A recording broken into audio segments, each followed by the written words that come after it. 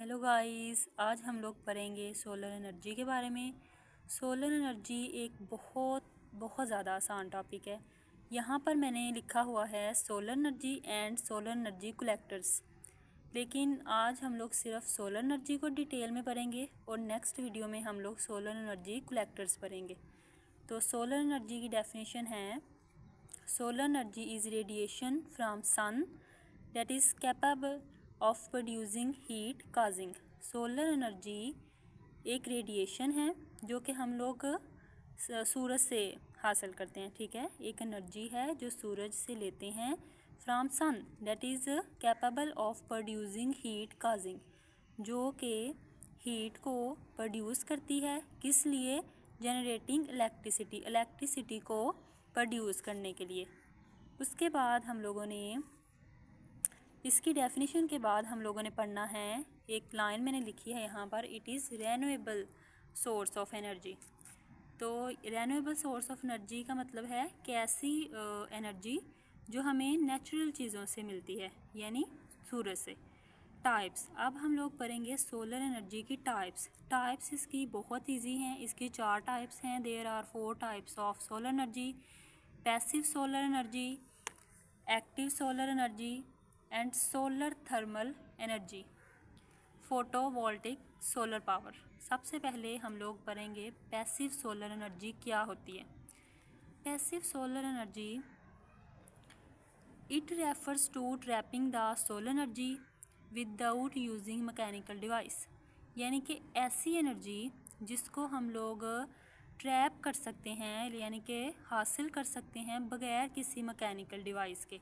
और इसकी एग्जांपल में मैंने क्या लिखा है, ग्रीन हाउसेस, यानी कि ग्रीन हाउसेस में जो एनर्जी यूज़ होती है वो सोलर एनर्जी होती है और वो हम लोगों ने बगैर किसी मैकेनिकल डिवाइस के हासिल की हुई होती है। इसलिए वो लेस एक्सपेंसिव भी होती है, क्योंकि उसमें किसी किस्म की कोई भी मैकेनिकल डिवाइस यूज़ नहीं की गई होती। उसके बाद सेकंड पॉइंट हमारे पास है एक्टिव सोलर एनर्जी। तो एक्टिव सोलर एनर्जी क्या है? Active solar energy uses mechanical devices.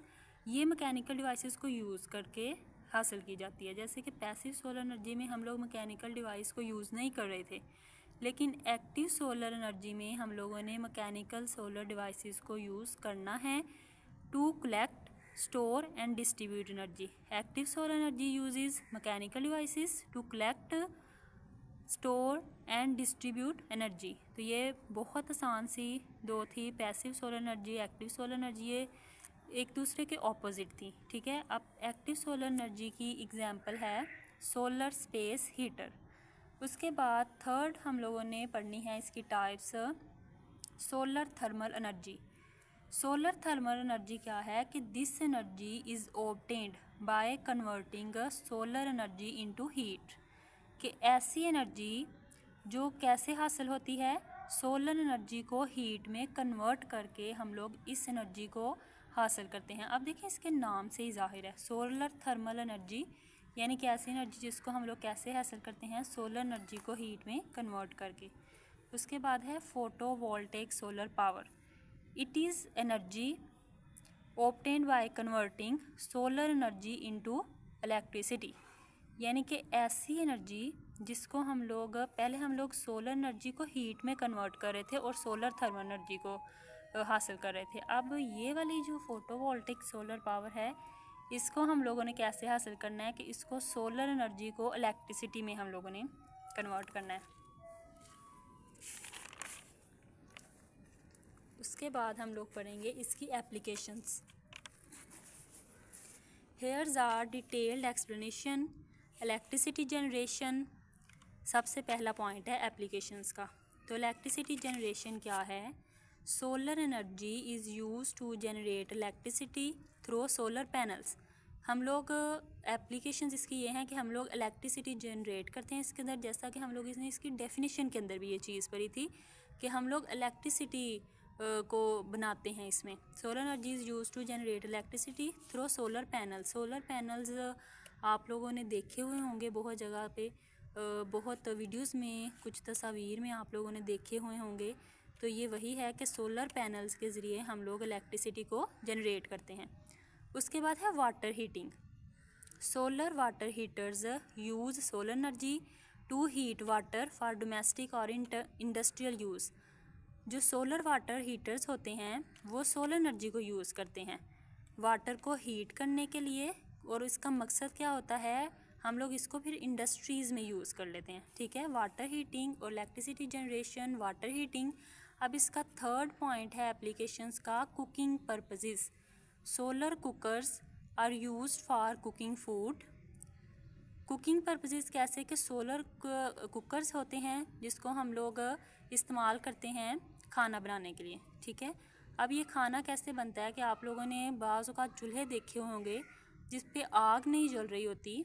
ठीक है, उस पे सिर्फ हम लोग खाने को रख देते हैं और वो पक जाता है। It gets cooked well when food is placed in it gets cooked well, यानी कि वो हम लोग उसको कुकिंग, उन सोलर कुकर्स को हम लोग खाना पकाने के लिए यूज़ करते हैं। तो इसलिए हम कह सकते हैं कि सोलर एनर्जी जो है उसको हम लोग खाना बनाने के लिए भी इस्तेमाल कर सकते हैं। अब नेक्स्ट है ट्रांसपोर्टेशन। ट्रांसपोर्टेशन है कि solar energy is use to power vehicles, boats and aircraft, यानी कि सोलर एनर्जी को हम लोग इस्तेमाल करते हैं गाड़ियों में। ठीक है, फिर कश्तियाँ चलाने के लिए और फिर एयरक्राफ्ट्स में। ये ऐसी एनर्जी है ना सोलर एनर्जी जिसको हम लोग इस्तेमाल तो करते हैं। कैसे इस्तेमाल करते हैं, जाहिर है पहले हम लोग इसको स्टोर करते हैं और फिर हम लोग इसको यूज़ करते हैं। तो इसी तरह वो स्टोर की हुई एनर्जी हम लोग व्हीकल्स में, बोट्स में एंड एयरक्राफ्ट में यूज़ करते हैं।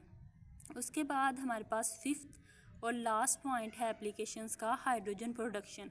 Solar energy produce hydrogen fuel for future energy application. Hydrogen को प्रोड्यूस करने के लिए भी हम लोग सोलर एनर्जी का यूज़ करते हैं, लेकिन ये जो हाइड्रोजन फ्यूल है इसको हम लोग अभी इस्तेमाल नहीं कर रहे अपनी गाड़ियों में या किसी भी चीज़ में। इसको हम लोग नेक्स्ट मुस्तकबिल में इंशाल्लाह इसको जब यूज़ करेंगे तो उसके लिए भी हम लोग सोलर एनर्जी प्रोड्यूस करते हैं और उसको सेव भी कर रहे हैं, ताकि फ्यूचर में जब हम लोग हाइड्रोजन फ्यूल को यूज़ करें तो हम लोग इसको इस्तेमाल कर सकें उसके लिए। नेक्स्ट इसका पॉइंट है एडवांटेजेस। एडवांटेजेस है कि it is the cleanest form of energy as there is no CO2 emission like in case of fossil fuel. हमें पता है कि जब हम लोग फॉसिल फ्यूल बनता है ना तब कार्बन डाइऑक्साइड प्रोड्यूस होती है, जाहिर है कि ये हार्मफुल है। लेकिन सोलर एनर्जी जब प्रोड्यूस होती है तब ऐसा कुछ नहीं होता, कार्बन डाइऑक्साइड एमिशन नहीं होती। एक ये फ़ायदा है इसका कि it is the cleanest form of energy as there is no carbon dioxide emission like in case of fossil fuel. उसके बाद दूसरा इसका जो एडवांटेज है वो है कि it is renewable source of energy, यानी मैंने पीछे भी बात की रेन्यूएबल सोर्स ऑफ एनर्जी कि ऐसी एनर्जी जो हम नेचुरल चीज़ों से हासिल करते हैं। इसके लिए ये इसलिए हमें ये थोड़ी कोई कॉस्ट नहीं होती इसकी, क्योंकि नेचुरल सूरज से हम लोग इसको हासिल कर रहे होते हैं। इट इज़ थर्ड इसका एडवांटेज है, it is free energy because it can be trapped easily.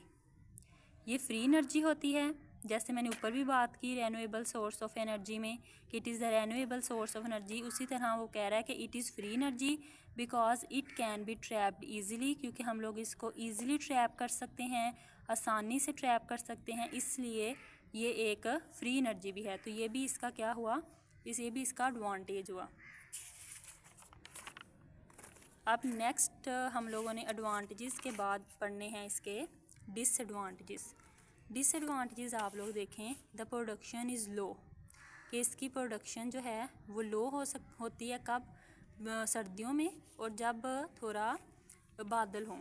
ठीक है, तो तब इसकी प्रोडक्शन लो हो जाती है। तो ये इसका डिसएडवांटेज है कि अगर हम लोग सारा काम ही किसी इंडस्ट्री में या घर में हम लोग काम जो है वो सोलर एनर्जी पर ही कर रहे हैं और सूरज हो गया है या क्लाउडी डे है तो उसकी प्रोडक्शन कम हो जाएगी, उसकी वजह से फिर हमारा काम भी जो है वो डिस्टर्ब होगा।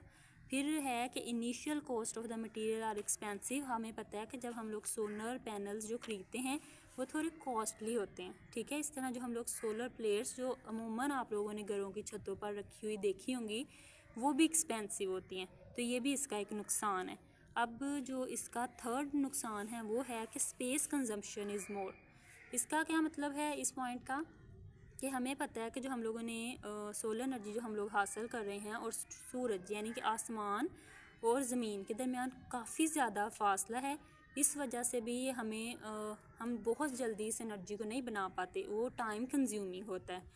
ठीक है, तो स्पेस ज़्यादा होने की वजह से भी ये डिसएडवांटेज है इसका कि ये इसकी स्पेस कंजम्पशन ज़्यादा होती है, फिर ये ज़्यादा एक्सपेंसिव होता है, उसके बाद इसकी प्रोडक्शन जो है वो बहुत ज़्यादा होती है। तो इस टॉपिक में हम लोगों ने सबसे पहले डेफिनेशन पढ़ी, फिर सोलर एनर्जी की टाइप्स पढ़ी, उसके बाद हम लोगों ने सोलर एनर्जी की एप्लीकेशंस पढ़ी, उसके बाद हम लोगों ने इसके एडवांटेजेस और डिसएडवांटेजेस को पढ़ा।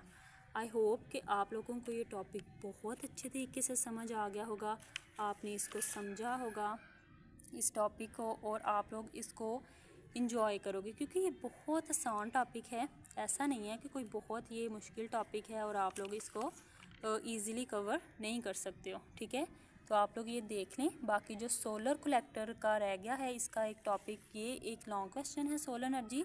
बाकी जो इसका सोलर कलेक्टर्स है ना, वो भी एक लॉन्ग टॉपिक है, तो वो इंशाल्लाह मैं आप लोगों को नेक्स्ट वीडियो में बताऊंगी और आप लोग उस वीडियो को भी इस वीडियो की तरह बहुत ज़्यादा इंजॉय करोगे।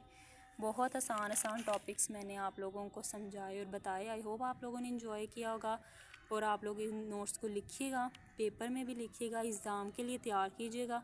और अगर आप लोगों को वीडियो अच्छी लगी हो तो लाइक और सब्सक्राइब ज़रूर कीजिएगा और मुझे दुआओं में याद रखिएगा।